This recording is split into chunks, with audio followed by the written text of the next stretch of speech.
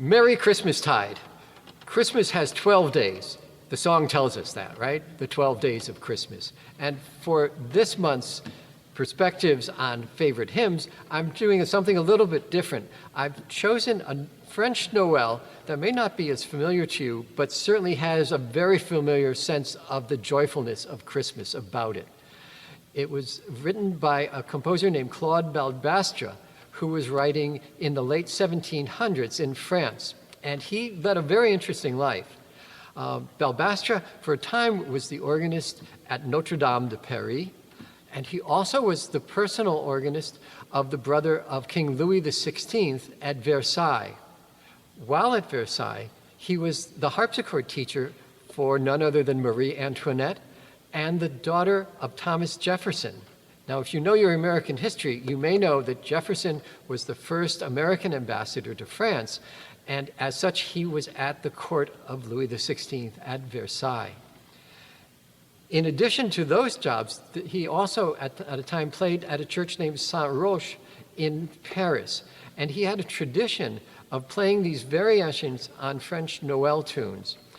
These became so popular and had so many people coming that the Archbishop actually stopped him from playing them. He was worried that there were too many people coming to church, so they had to stop. The form that Balbastre was using for these wonderful compositions is the form of theme and variations. Now, very simply, this form is where a composer takes a melody and presents it quite simply and straightforward. And this is the theme. Here's the theme of his Noels.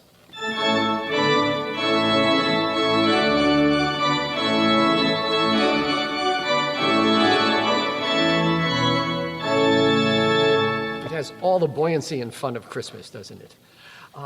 The way Balbastre will vary this tune is interesting. He does sometimes very simple things with it. He'll just give us the same music back once again.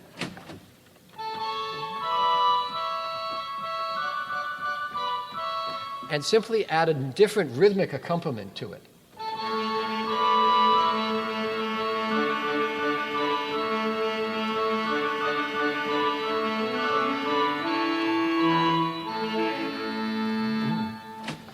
In some other cases, he will embellish the melody, embellish it with notes that decorate the melody itself. Now, Balbastre lived at a time where people loved embellishment, and if you look at some of the rooms of Versailles, you'll see this wonderful love of decoration in the architecture. And this same sense of decoration and embellishment comes into the music. So, for example, he takes his tune, and he adds extra notes to it, embellishing it.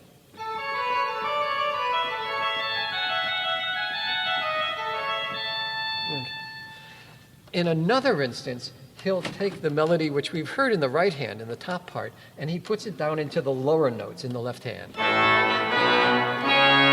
And lets the right hand do its own thing.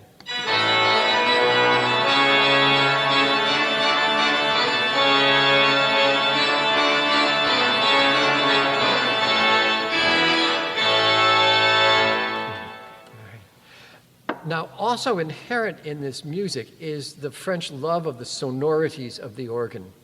That is, the particular sounds that come from an organ, and by the combination of stops, the pipes that are selected for it. They were so systematized about this, they actually gave these combinations names. So there was the plongeur.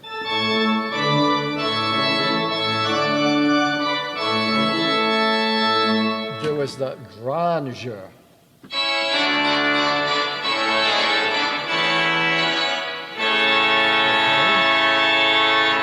There also was a registration that was called the cornet. So we have...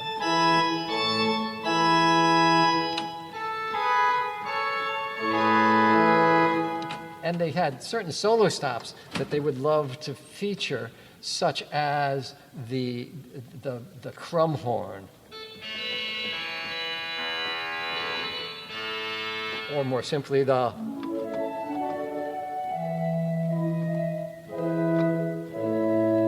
flutes. You'll hear all of that come through in a delightful way on this McManus organ that has all of the capabilities of reproducing the music of the French classical period. So here is Claude Balbastre's variations on the Noel Votre bonté, Grand Dieu.